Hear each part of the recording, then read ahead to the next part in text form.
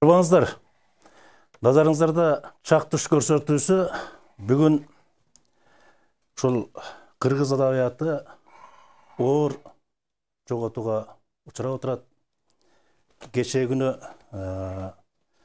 кыргызга белгилүү аттын кашкасындай таанымал Кыргыз Республикасынын эл акыны Манас орденинин ээси Омар Султанов 86 жашында bu dünyadan ketip kaldı.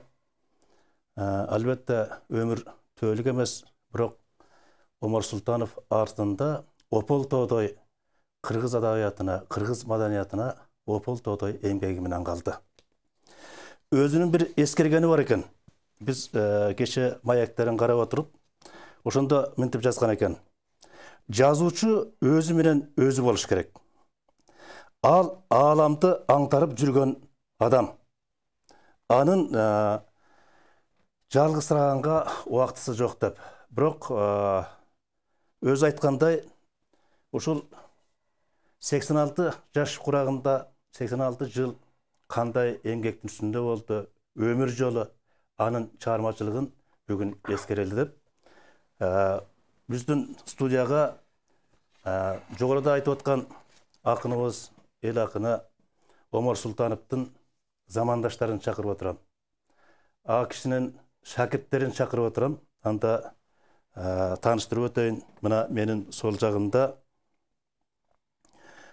белгилүү публицист, кыргыз таануучу, анан кыргыз таанымды дагы өзүнүн философиялык бир ой толгоолору менен толуктап, жалпы кыргыз элине кызмат кылып келе жаткан Чоюн Өмүралиев аксакалыбыз отурат.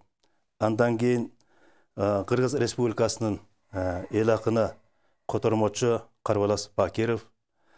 Андан кийин жазуучу, адабиятчы Дүйшөн Керимовдор отурушат. Арбаңыздар.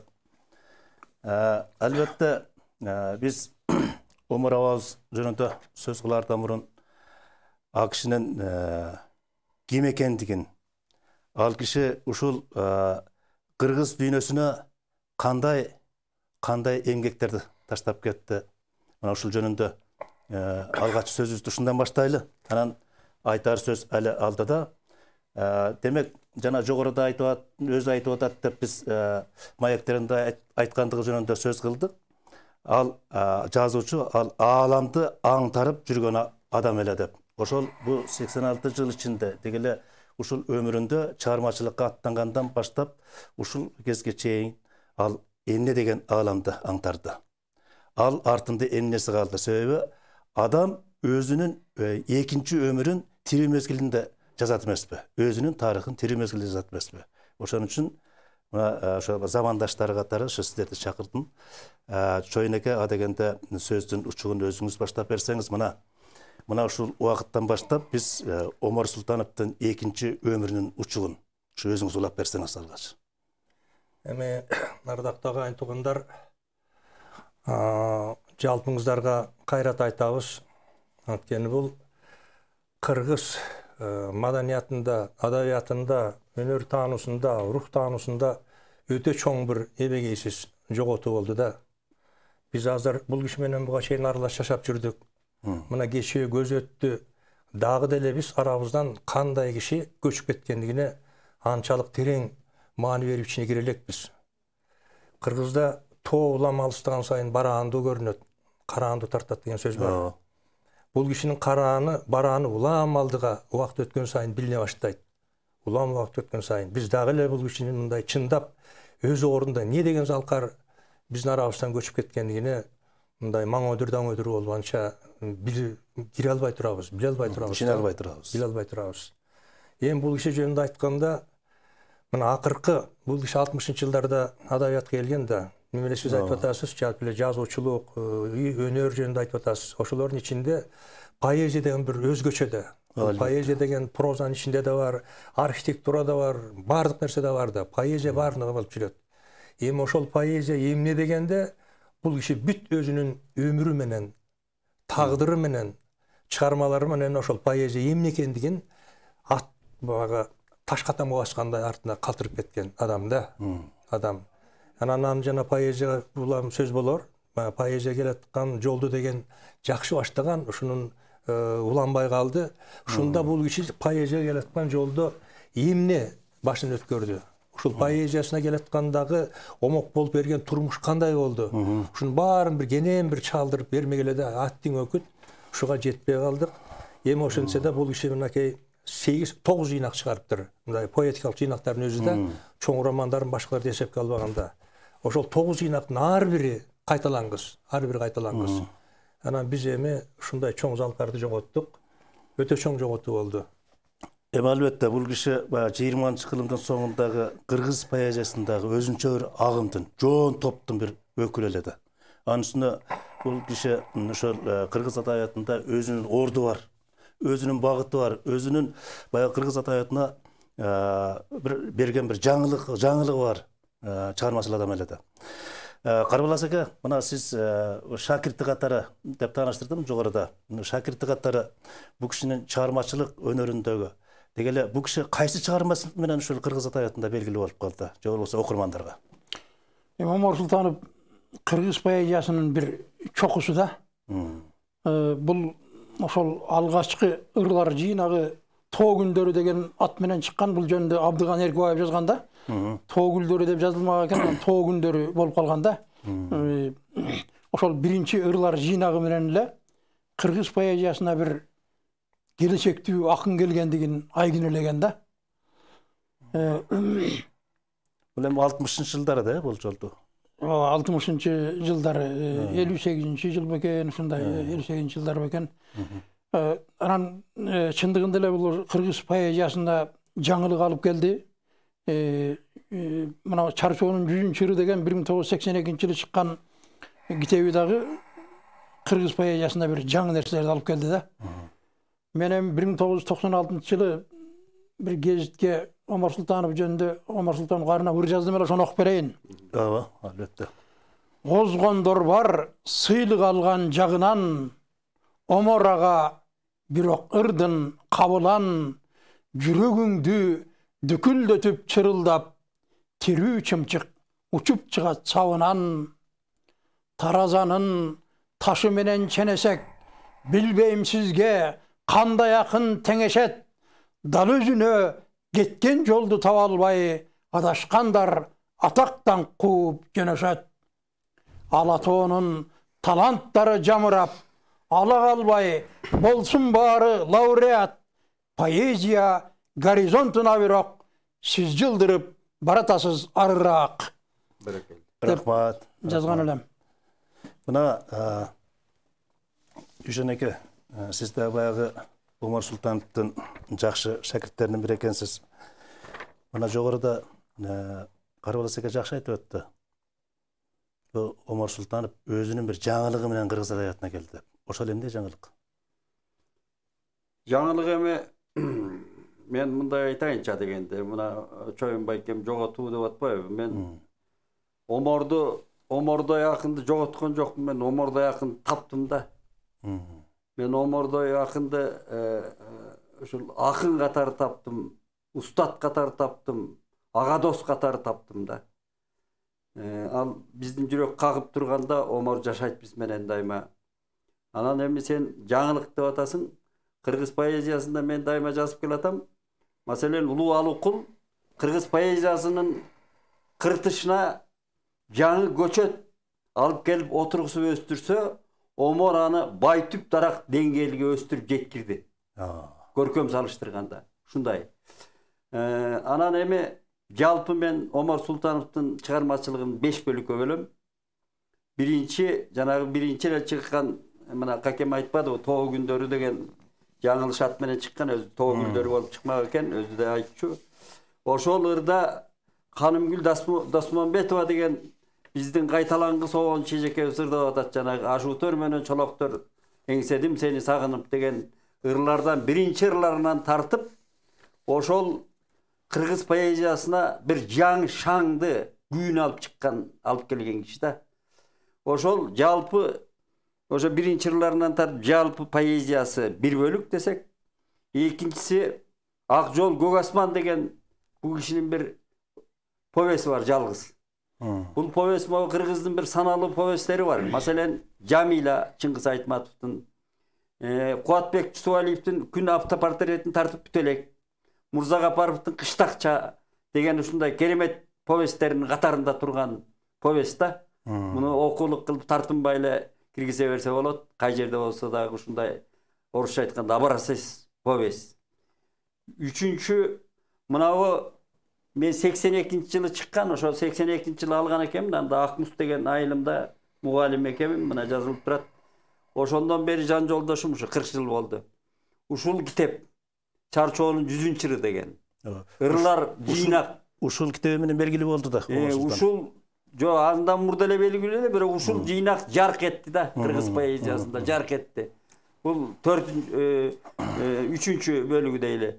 Анан 4-үчү бөлүгү бул жанагы дүйнөлүк арзуу ырларынын мастерлери бар, чеберлери. Мана илгерки Садиден тартип тетиги Жами, андан Петрарка, Фет, берки Шандор Петефи, Пушкинди айтеме, сүйүүнү жазган кишилерди айталчы. Ошолордун катарында тургандай деңгээлдеги Сен жөнүндө поэма деген ырлар түрмөгүн жазды бул киши. Мына керемет обондорду биздин гениалдуу обончуларыбыз чыгарды ошого. Ырысбай эке, Асанкалы эке чыгарды. Эмне деген азырда ырды алса ыйлайсың отуруп алып, ыйлайсыңбы, күлөсүңбү, ушундай. Анан 5-инчиси мынабу китептер окулбай калган кездерде жарыяланып калды. Бул адамдын турмушу деген ыр менен жазылган роман жазды. Көлөмдүү. Бул роман ачылбай жүрөт. Бул роман өзү канондоштурулган роман, пресстелген роман. Бул адамдын турмушу деп айтылып тургандай, бул Айтматов өзү таң калган экен. Ушунчалык ширетилген да. Адамдын турмушу ушунчалык ширетилген. Каркыл тарыхта жатат мунун ичинде. Драмалар, не бир укмуштары бар. Өзүнүн тагдыры бар. Анан ушул 5 бөлүккө бөлөм. Анан эми Омар абабыз өттү, жакшы жашап өттү чындыгында. Карама каршылыктуу өмүрдө өттү бул. Өзүнүн саясийде карама каршы турмуштары бар, мына айта берсек. Ошо мен өзүм тамашалап калчумун. Сиз да ошол төбөштө өгөндө мынчалык кыйын деңгээлге чыкпайт элеңиз. Ошо төбөш жеген үчүн, токмок жеген үчүн чыктыңыз деп тамашалачумун. Эми тайгунандайгача ичип жүрдүк элек. Бүгүн жок. Эми турмуш ушул экен, атың экен. Ооба, биригем дүйнө деген ушу өмүр түбөлүктүү эмес, албетте. Эми мына Омар Султановдун ошол адабияттын бир босогосун качан аттады эле? Анан эң алгачкы бир чыгармачылыгы жөнүндө айтып бере аласызбы жөнүндө? Ушул жакшы сөз кетип атат. Жана Алыкул жөнүндө айтып атабыз. Мен бир мындай көпчүлүк эл балким биле бербейт, бир мисал айтайынчы. Жана Ала тоо деген журнал Совет Кыргызстан деген ат менен чыгып баштаган 30-жылдарда. 35-жылдардан баштап чыга баштаган болуш керек эле. Анан 40-жылдарда токтоп калгандагы 47-жылдардан баштап Ала тоо деген ат менен чыга баштаган да. Андан Ала тоо менен деп чыга баштады, анан ошо бойдон уланып кетти. Эми мен ушунун бир тиркемесин ушундай шарт болуп калды, ошо тиркеме менен баштан аяк таанышууга туура келип калды да. 50-жылдардын ичиндеги чыккан акындардын баары, жаш акындардын баары Алыкулдун туурап жазышканда. Алыкулдан эми чыга албайсың. Алыкулдан чыга албайсың. Аркы Алыкелердин заманы бир өзүнчө 40-чы анан 50-жылдардан кийинкилердин баары Алыкулду туурап чыгышты да. Ал эмес Сүкөңдүн, Сүйүн Байралиевдин Тууган жер деген жыйнагы бар. 1952-бекен 3-жылы чыккан. Эгерде ошондон Сүйүнбай деген ат деле алып койсоңуз, ишин карасаңыз бүт Алыкул жыттанып турат да. Алыкулду шунчалык өздөштүргөн да бул киши. Бир гана жерден эми бул элпек да, жорго да. Элпекти жорголгонан гана бул ушул Сүйүнбай деп башкакына окшойт деп боолго болот да. Бирок ичи чылк бойдон Алыкул. Чылк бойдон. Ошол 50-жылдардын баары Алыкул. Эми жанагы бул сөз болуп аткан китепте эң жана биринчи тоо күндөрүндө башкаларда Алыкулдун таасири бар. Эми чоң мектепте андан неме кыла албайт. Албетте. Бирок бул кишинин залкарлыгы эмнеде? Ошол Алыкулдун мектебинде көпкө кармалып калган эмес да. Ушуларды бат өздөштүрүп алып, анан 60-жылдардын башында жана эми 60-жылдар эми керемет жылдарда өзүнүн жолун таап кетти да. Союздук деңгээлде бүт адабият гана эмес, искусство, кино бүт баары гүлдөгөн учур. Анан эми совет мамлекети, бул чоң державада. Бул киши ошол 60-та чыккандан кийин эле дароо жанагы чоң державанын алкагындагы жанагы Вознесенский, Евтушенко, Бел Ахмадуллина башкалардын катарына чапчаң сурулуп чыкты да, өмүр бою ошол деңгээлде түшкөн жок да. Бул кишилерди орустар мындайды державный поэты деп коет. Державалык акындар дейт. Бул киши ошол державалык деңгээлге жаш кезинде чапчаң сурулуп чыккан, анан ошол бойдон кетти да. Анан жанагы 30-станцияны буйруса ар бир жыйнактар жөнүндө сөз козгорбуз. Ушул 30-жылдардын астында бул кишинин жанагы немеси жылдыздуу түндөрү. Ушул жылдыздуу түндөрдө 30-станциянын башка чыгармачылыгынын бүт чыйырлары ушул немеге салынып турат да, жылдыздуу түндөрдө. Негизи абдан калынган экен. Ушул жылдыздуу түндөр, анан албетте 30-станция. Эми 30-станцияда мен ошондо студент элек, 60-жылдардын экинчи жарымында, эми бул майрамда, ал кезде поэзия стадиондорго чыгып алып акындар ыр окушат. Ыр окуганга аудитория түтпөйт. Эмелерге стадиондорго чыгып ыр окушчу? Сөзүңүз каралчы, Омар Султанов да ушул атайын чет өлкөгө көп чыккан акындардын бир катары эсептелип жүргөн. Анан ошол эле мезгилде сиз ыр окуган деп атпайсызбы? Бул ошол жанагы чоң курулуштарга барып, жана союздук масштабтагы, союздук деңгээлдеги чоң курулуштарга барып ыр окуганды абдан жакшы көрчү экен да. Анан ушунун өзүнөн эле дейт, анан жанагы салтта кыргыздын жанагы салттуу ыргактарына бир өзгөчө көңүл бөлүп, мисалы о кишинин мындагы айтылар, адабиятчыларыбыз, адабиятчыларыбыз буга да көңүл бурушар. Бул кишинин эрдиги ошол коммунисттик идеологиядан анча коркпой, анан ошол жанагы салттуу ырды чамбай башкаларчылап. Анан ошону ошол кыргыз адабиятына өзүнчө баягы эркин ырды мындай бир алып келип, ошону катарына кошуп койгондугу дагы бул кишинин ошол чыгармачылыгындагы чоң бир ошол өзүнүн өнөгүн, өзүнүн түпкүрүн сүйгөн, өзүнүн башатын кое бербеген акын катары дагы таанысак болот да. Мына азыр Чоюнбайки да уласын жанагы. Уласа жанагы биз ошо көрүп калдык дегенимде, эмелик сен айткан стадиондордо бул киши эми чоң аудиторияларда ыр окуганда эми жатка айтат эле да. Жатка эми акындардын өз ырларын абдан укмуш окуп ийгендер өтө көп эмес. Мындан Табылды Муканов кийинкилерден укмуш өз ырларын шөкөттөп окучу. Тургунбай Эргешев дагы башкалар. Өз замандаштарын içinden эми Рамис Кайла жок. Жолон Мамутов. Жолон булар кайла жок. Анан Омокең жанагы чоң актовый залдарга чыгып алып окуганда айланайын. 30-станцияны эми бир поэманы окуйт деген эмне? Эми ошондо зал мыдырап угуп отурушат да, бир неме кылбай, эргип ансайын баягы озуп бараткан күлүктөй болуп туруп укмуш окуп турат эле, жатка айтат эле да. Биз ошол Омокеңдин бир жылдыздуу учурларында ээрчип, сабагын алып калдык. Ошого сүйүнөбүз да. Ушул 30-станция менен бул киши кетти да ракетте эле айрыкча. Ошонун баарына биз күбө болуп калдык. Чоюнбайкиме кошоюнчу, бул киши өзү сөөлөттү киши да. Кыргыздар аялды сулуу дейт, эркекти сөөлөттүү дейт да, келбеттүү дейт. Анан будай келбетти берген киши да. Анан бул кишиге бу кошулуп айтып атканым, эми ал айтып ыр окуганда жанагы келбетти арбайт да айланайын. Эмне дегеним, зал деген баары эле тикесинен тик турганда. Кийин эле биз көрдүк бул кишини. Биз мына Карбалас экөөбүз эң көп ээчиген Омар Султановду кийинки 20-30 жылдыкта, 30 жылдын аралыгында эң көп ээчиген ушу Карбалас экөөбүз болдук го менимче. Ээчип ушул жан жолдош болуп жүргөн. Анан эми мунун мырзалыгы өзүнүн, мына адамдыгын айтканда, жүргөн тургандыгы, ак сөөктүгү. Анан бул берилген адамга жаш баладай да, ачылат ушундай. Юмору, тамашасы, анекдоттору, уламыштары. Анан эми ал мындай жанагыдай сен бир жерден белгилеп атпайсыңбы? Төрөлөргө, айрыкча жанагы улуктарга тоң мамиле жасачу.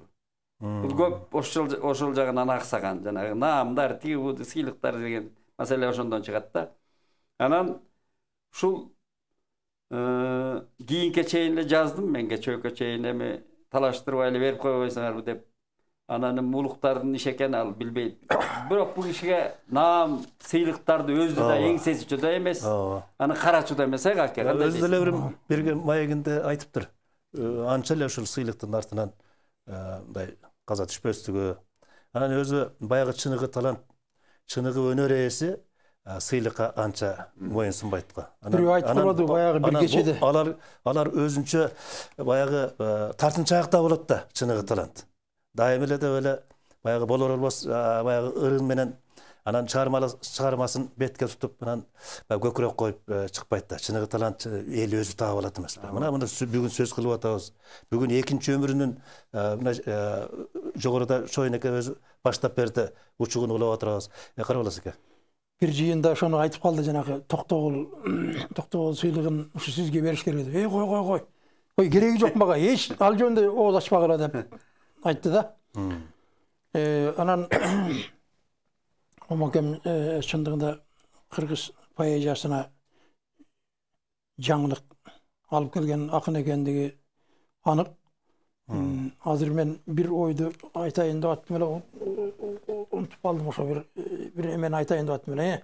1962-жылы 3 ноябрда Россияда жанагы аянт поэзиясы деген чыкканда, Евгений Евтушенко, Андрей Вознесенский, Белла Ахмедуллина, ушулардын баардыгы аянттарга өткөрүп, аянттарга элдер толуп калчу да. Ошол баардык жанагы 15 республикаларга тараганда, анан негизи мына 60-50 жылдардын аягы 60 жылдары чындыгында эле кыргыз поэзиясына эң мыкты акындар келген да. Мына башында Омар Султанов, Рамис Рыскулов, Жолом Мамытов, булардын баардыгы бир өзүнчө бир мейкиндик, өзүнчө бир чокулар деп айтсак болот да. Анан эми ошол Омар Султановдагы ырларынын баардыгын жатка, Жолом Мамытовдагы өзүнүн ырларын 1-2 саатка чейин жатка окуганда. Мен ал жерде бир ырын окуп берейин.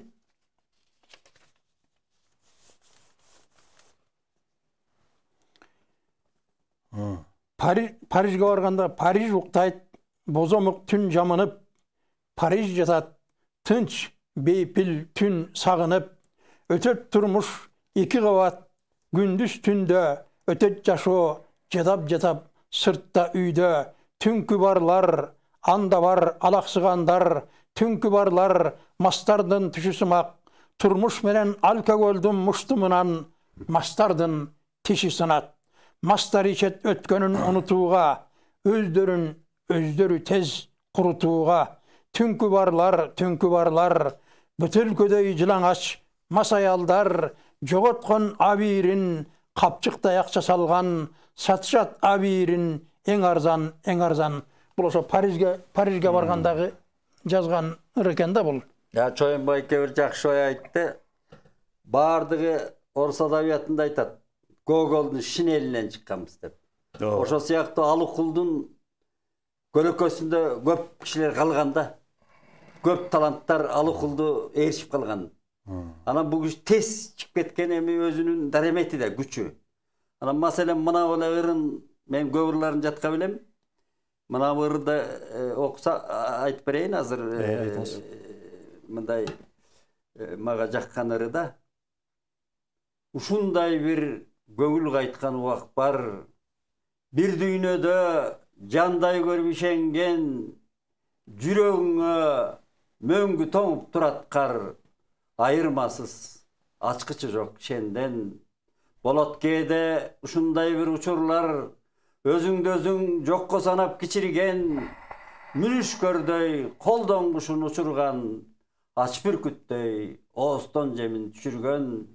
Болот кездер кайрат жанып кайгырган, оомат дүйнө ойдогуңдай бир келбей, кагаз болуп сууга тийип айрылган, чайнап жатып тишиң ташка тийгендей, магандай да керек суудай, абадай, сенин сөзүң, сенин гана сүйлөшүң, тоо талаадай, сан миңелдүү калаадай, бул дүйнөнүн ичиндеги дүйнөмсүң. О акындар, аяйымдайм силерди, ок жолундай ичке түшкөн жолуңар, оюн айтып, ырын арнап жиберди, Омор деген силердин бир бооруңар дейт. Бул Омордун өзүнүн почерки да, орусча айтканда. Өзү көрүнүп турбайбы ушундай. Мындай ырларды Abdan köp жазды. Рахмат. Мен бұл ушул ойду булап bir сөздүн удулу келип турат да. Айтыңыз. Мына азыр Чарчоонун 100-чы жөнүндө сөз жүрүп атат. Какем окуду ырды. Эми азыр бүгүнкү кийинки муундагыларга ушунун баары бир өзүнүн өзү ыгы менен жүрүп отуруп эле пайда болуп калгандай түшүнүк бар, кабылданат. Чынында бул ошо эркин ыр дейбизби, ак ыр дейбизби, бул мамлекеттин ичиндеги адабият айдыңындагы граждандык согуштай эле маселе болгон. Ой, бул деген кыргыз адабиятынын өмүрү болгон эмес. Уйкашсыз ыр деген эмне? Бейуйкаш деген эмне деп түрлүү турмуш талаштар болгон да. Бул бизде эле эмес, казактарда да болгон. Эми кыргыз казактыкы салттуу поэзияда негизи.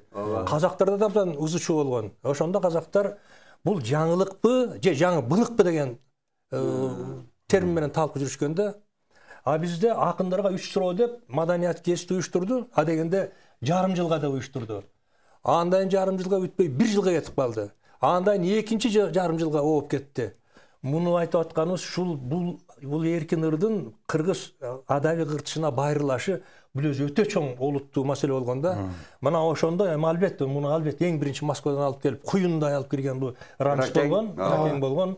Анан бу жерде ошону кыргыз кыртышына байрылатып, кондуруп алып эметкенден эң ана башында турган ушул Омокең болду. Эки куштун эки канатында болуп алып кетти дагы, байрылатышты да бул. Кыргыз адабиятында бул эркин ырды укмуш байрылатышты. Анан эми муну байрылатыш үчүн чоң талант. Эми мындай бир уйкаштырып эле жазып койсо болот экенде, минте берсе болот деген бир түшүнүк бар да.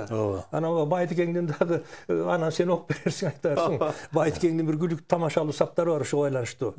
Эми бул салттуу ыр менен эркин ырдын ортосунда бир укмуш мындай бир бычактын мизиндей болгон неме бар да, бир абдан чек бар да.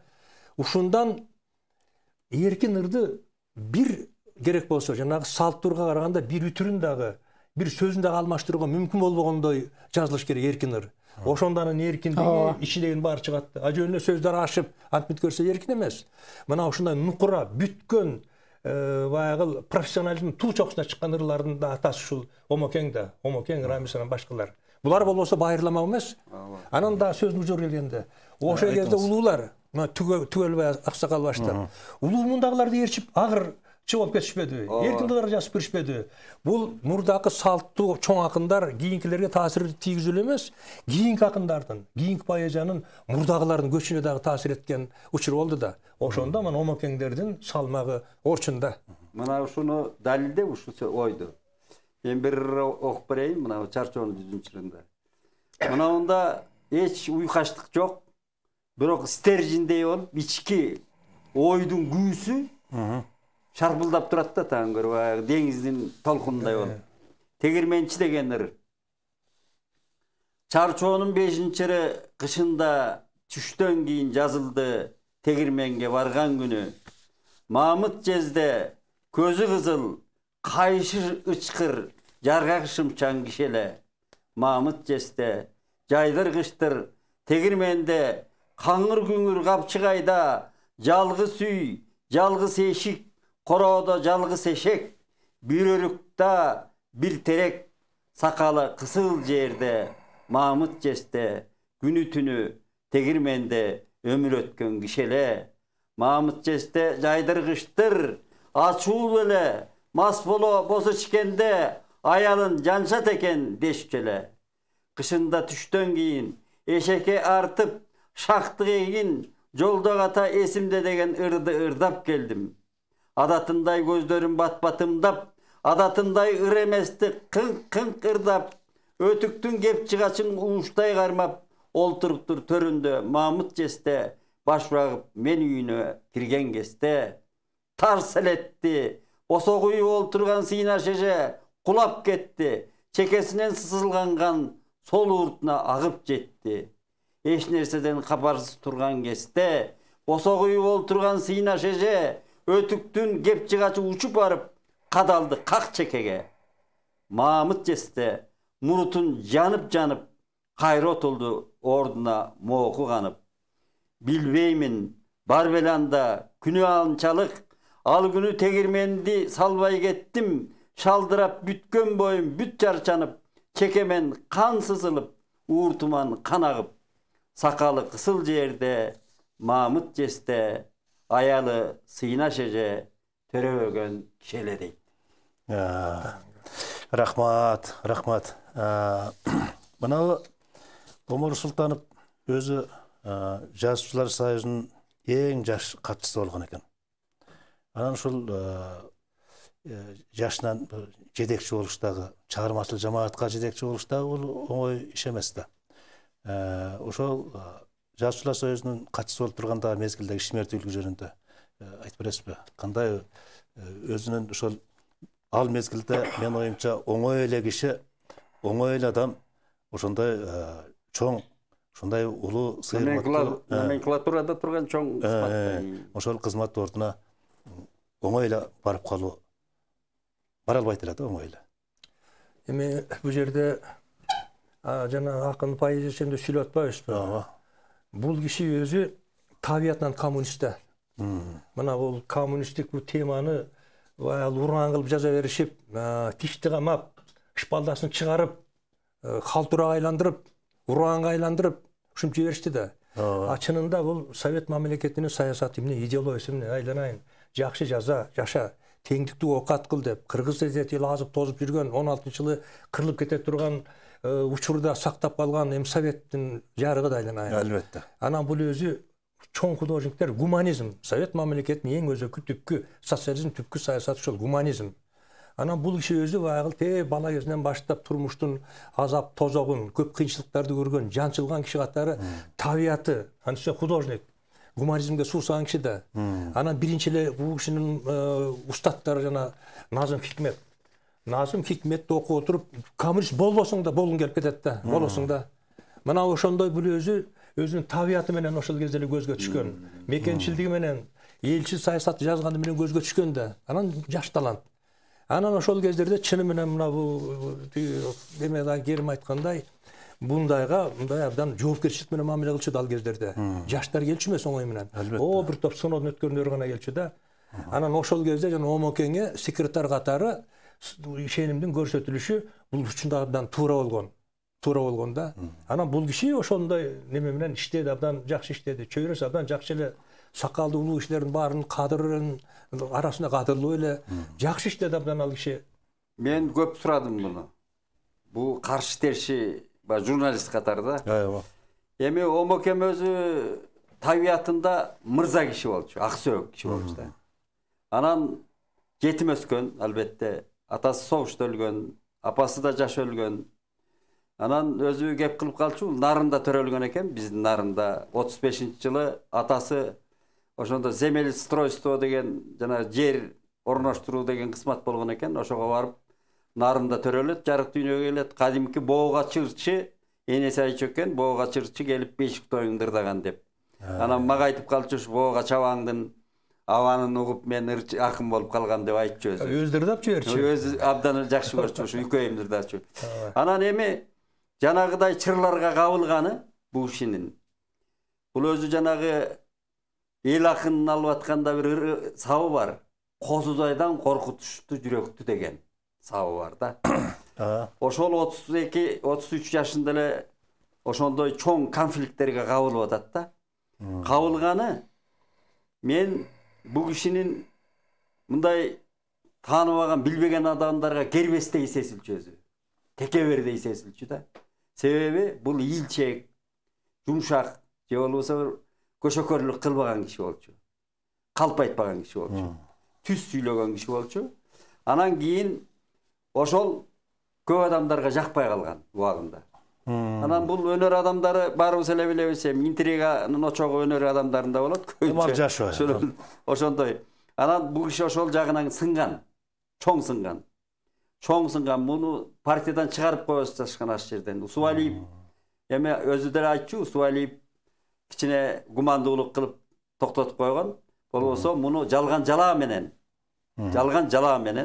ушул адабияттын кишилери, а кишилердин атын атабай эле коелу.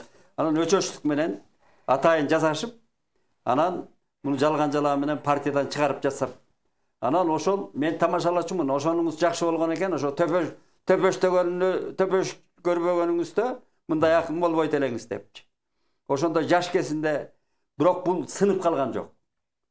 Мунун ошол курчутту бул кишини. омор кылган ошол чоң саясий чоң кырдаалдар болгон. Жанагы Чоюнбаев айтып атат, бычактын кырындагыдай учурлар болгон бул кишинин турмушунда. Анан аны да көргөн. Анан эми мен таң калам кейде. Мына коммунист деп айтып атат бул киши. Туура.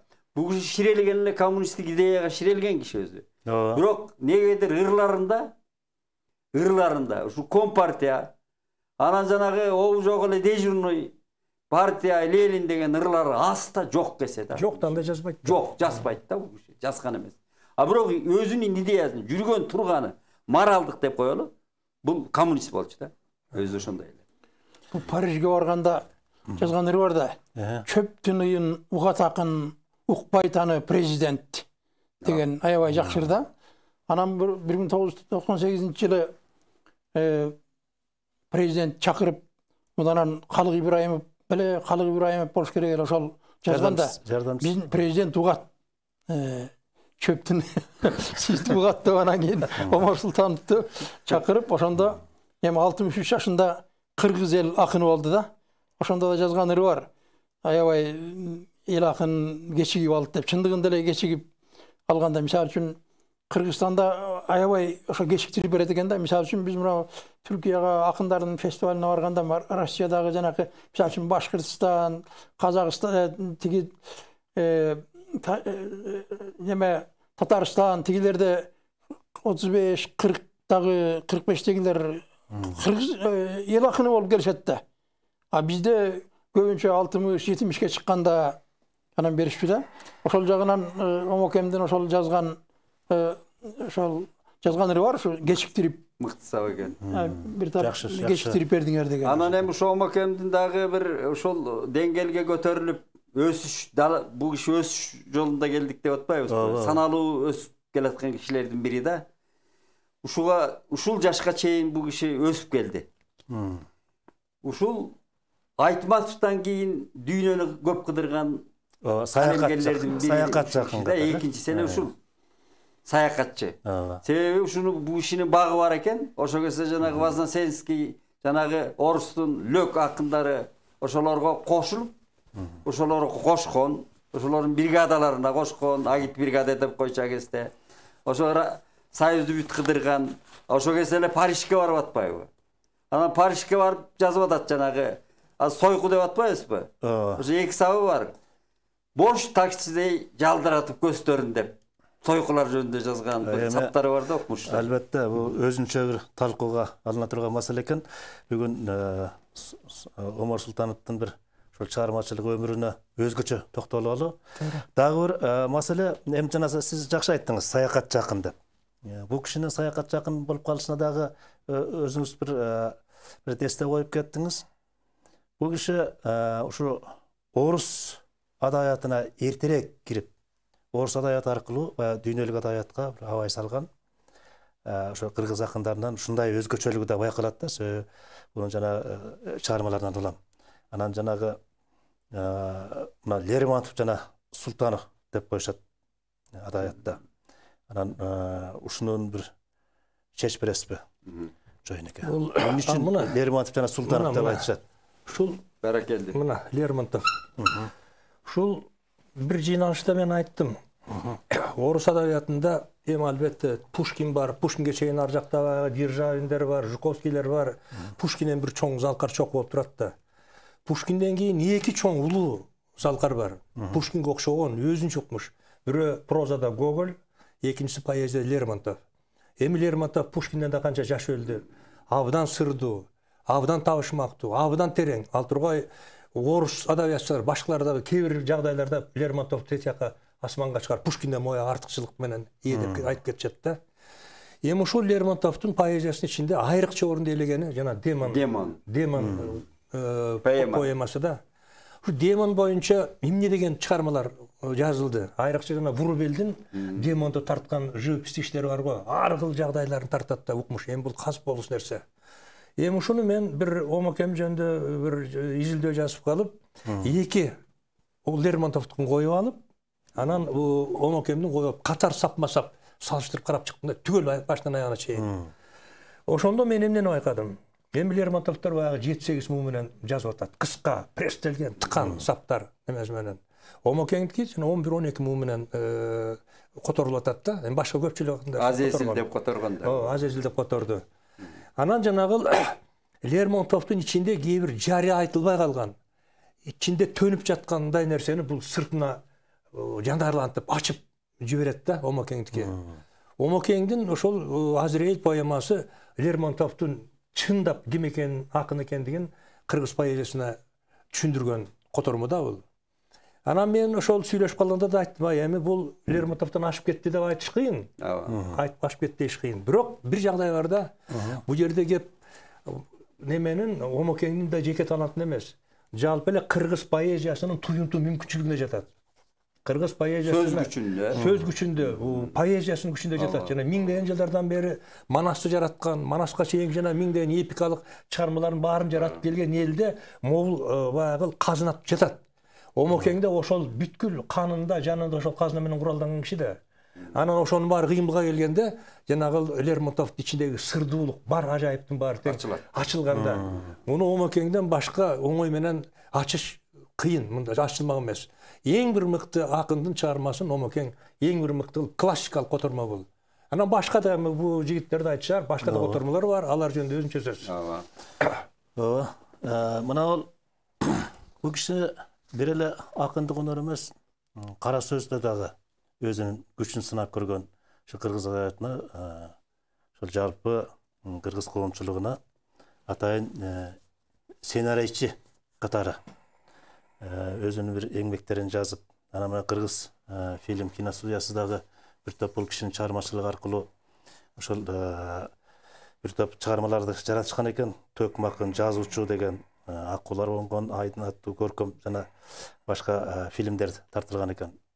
Ошол эле мезгилде бул киши бир топ ошо повесттерди жазган экен. Ошол кара сөз түрүндөгү ошол чыгармаларына өзүңүз бир сарасып салып бересизби?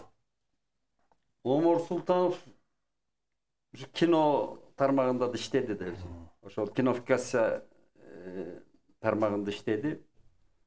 Жанагы эң сонун айтып атасың, документалдуу фильмдердин сценарийлерин жазган киши да. Сценарийчи. Анан ошону мурдагы жазгандардан өзгөчө көркөмдүк менен жазган да.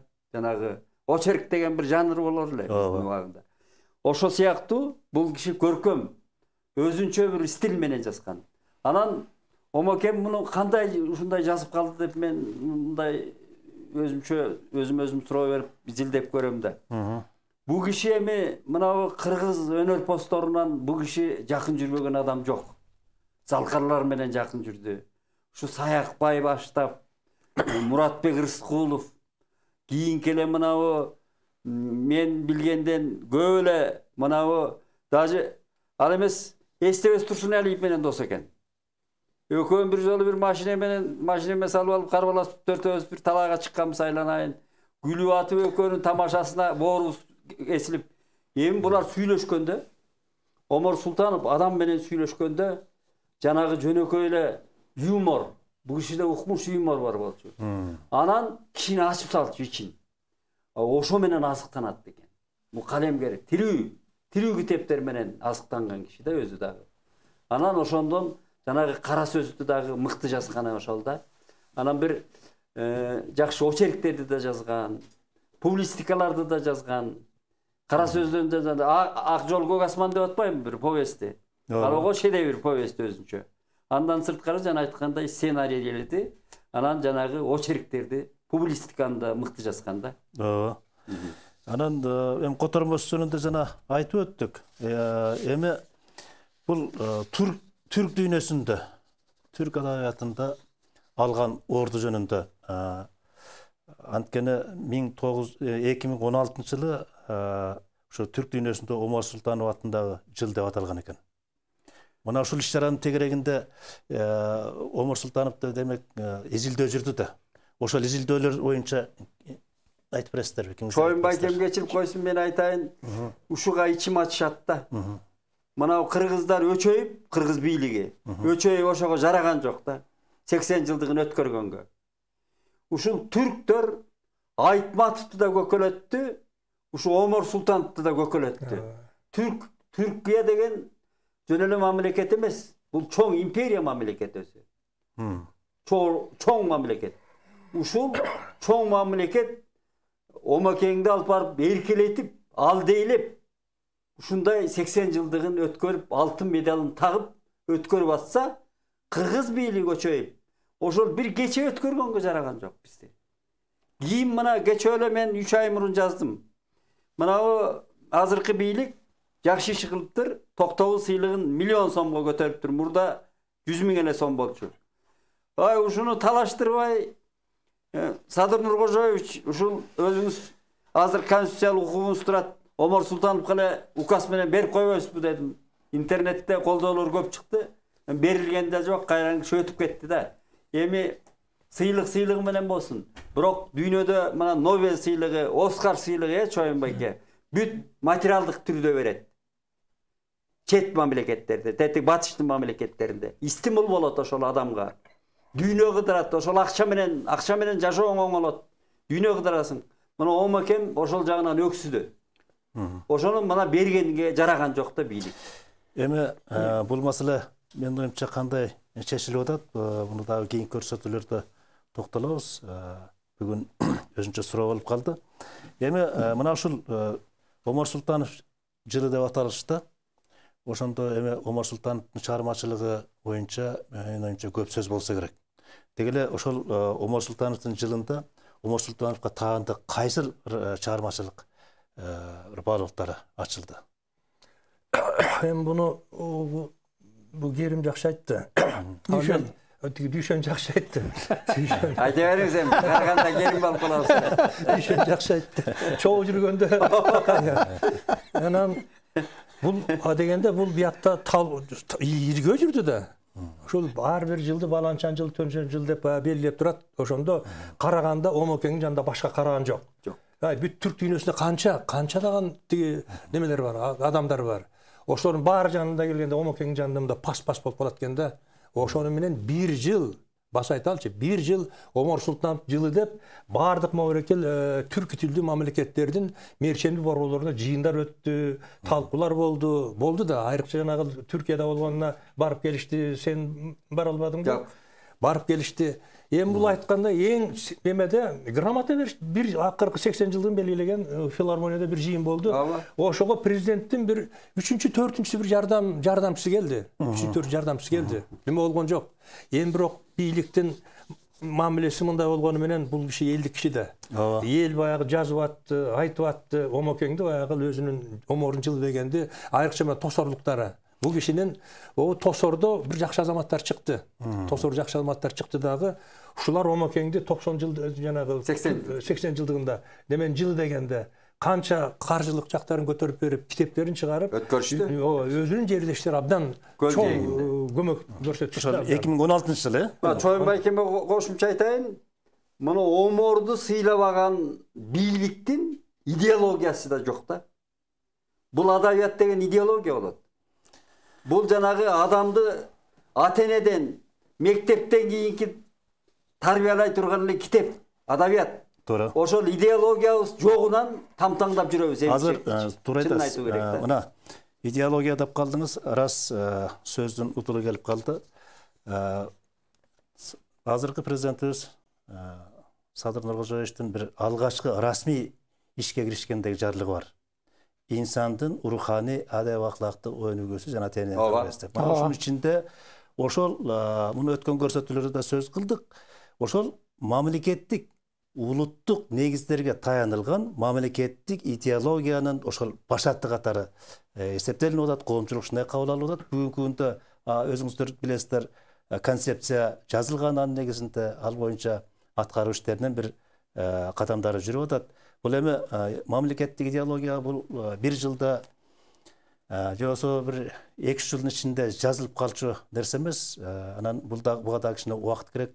Мүмкүн айрым инсандар буга салымдарын кошуп атса керек. Чоюн эке, сиз ошонун ичинде барсызбы жоксузбу билбейм, бирок азыр ушундай аракеттер мамлекетте жүрүп атат. Сиздин айтканыңыз туура. Мамлекеттик идеология болбосо, анын ичинде ошол керек болсо Adabiyat. Özünün Kırgız ekendigi, mamлекеттүүлүгүн бышыктай турган, анын эртеңки келечегинин арыгын чаба турган ошол идеология. Ал сөз түрдө болуш керек. Жипар, түзөл айтайын. Мен беш колдой билем. Чоюн жок а жерде. Эсенбай Нурушев деген интеллектуалдар жок. Бүгүнкү кыргыз идеологиясында. Идеологиядан аксап атат. Албетте президентибиз жакшы сөз айткан, өзүнүн да аракеттери мыкты, бирок идеологдор начар ачыгын айтып коет. Эми ошол аны башка убакытта талкуулайлы. Бүгүн оңдош керек да. Бүгүн эскерип атабыз. Мынабу сен айтып атасың, бул Азастан жасала турган учур эмес 21-кылым. Өтө ат үстүндө, ат жалындагы заманда жашап атабыз биз. Учку заманда. Туура айтасыз. Бүгүнкү эртең жок. Ошон үчүн тез иштей турган мобилдүү адамдарды алып келиш керек. Эми муну өзүнчө бир маекте талкуулайлы. Албетте талкууга арзылык тема. Бирок бүгүн эми Омар Султановду эскерип атабыз. Ошол боюнча сөз болсун. Эми аксакалыбызды дабирден ырын окуп эле. Эртеге узатып атабыз. Жалпы көрчүлөргө айтып өтөлү. Эртең опера жана балет театрында саат канчада узатып атабыз? Saat 11'de. 11'de uzatып атабыз. Анан албетте бул аксакалыбыз жөнүндө айта турган сөз көп. Анан өзүнүн бир маегинде мындай деген айтканы бар экен. Сен жөнүндө поэмасы жөнүндө айтып атам да. Ушул Омар Султановдун өзүнүн тагдыры, өзүнүн өмүр жолу эмеспи? Чойнеке, сиз эми акш менен көбүрөөк жүрүп калдыңыз. Бул киши жана тиги Дүйшөн жакшы айтты. Бул кишинин эки айрыкча көп эле чыгармалары, мен айрыкча экөөнү баша белгилеп жаздым. Бул сен жөнүндө поэма дүйнөлүк поэзиядагы менен бийиктигинде өлчөнчү циклда бул. Бул жанагы Петраркалар гана жазган, Хафистер жазган. Жана Сергей Есенин деген орустун белгилүү акынынын парсы кайрыктары 17 ырдан турат. Мен санап көрдүм 17. Омокеңдин сен жөнүндө поэмасын санап көрдүм. 107 экен, 108 ушундай. Одан тур 100дөн ашык турат да. Эми ошон бар ар бир шыңгырган лирикада. Анан жанагы жана дагы жакшы сөз болду. Бул адамдын турмушу өзүнүн баасын ала элек деп. Ушул эки чыгарма айрыкча. Башларында койгондо бул дүйнөлүк чоң бийикчен өлчөмдөр менен өлчөнө турган чыгармада Омокеңдиги. Анан эми биздин убактыбыз дагы аягына чыгып баратат. Биз эми албетте Омар Султановдун экинчи өмүрүнүн алгачкы көрсөтүүсү бүгүн болду. Бирок дагы астыда нечендеген илимий практикалык конференциялар, Омар Султановду эскерүү кечелери өтөт. Анан бул киши албетте Кыргыз Республикасынын эл акыны Манас орденинин ээси. Бул дагы Манас ордени оңойлтоң анча-мынча эле кишиге бериле бербейт. Бул мамлекет ошол Омар Султановдун ошол чыгармачылыгын, кыргыз элине кылган кызматын ошол салмактаганы, ошого маани бергендиги. Анан эми албетте Омар Султанов жөнүндө биз жогоруда ал кишинин бир чыгармачылык дүйнөсүн толук ача алдык деп айта албайбыз. Анткени ал кишинин чыгармачылыгы мына эми гана башталды десек болот. Мына жогоруда өзүңүздөр айтып өттүңүздөр, Омар Султанов жылы дагы биз жакшы ал кишиге ача албай калган экенбиз. Анан эми убактыбыз соңуна чыгып баратат. Кийинки жолу улайлы. Ушуну менен Омар Султановду эскерүү көрсөтүүбүздү соңуна чыгабыз. Омар Султановду эртең 5 апрелде опера балет театрында акыркы сапарга узатабыз. Саат 11-ге келсеңиздер болот. 10-го. Saat 10'go. 10'go. Salamat barыңыздар.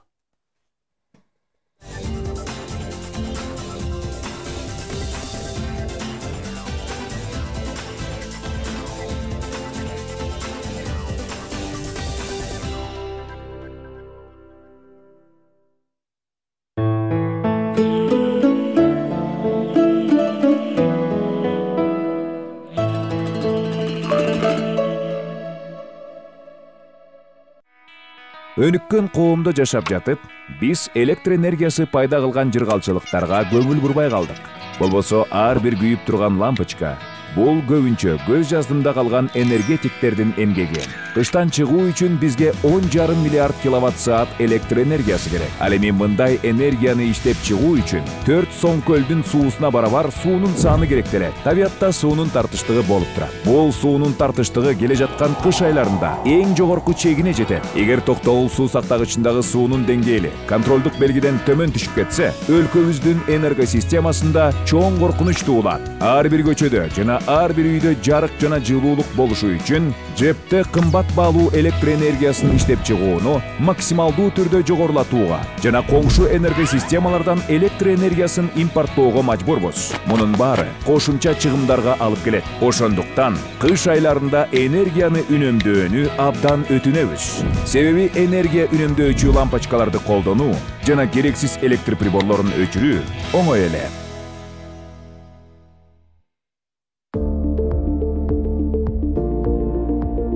Урматтуу жарандар, Кыргызстанда COVID-19-га каршы эмдөө жүргүзүлүүдө.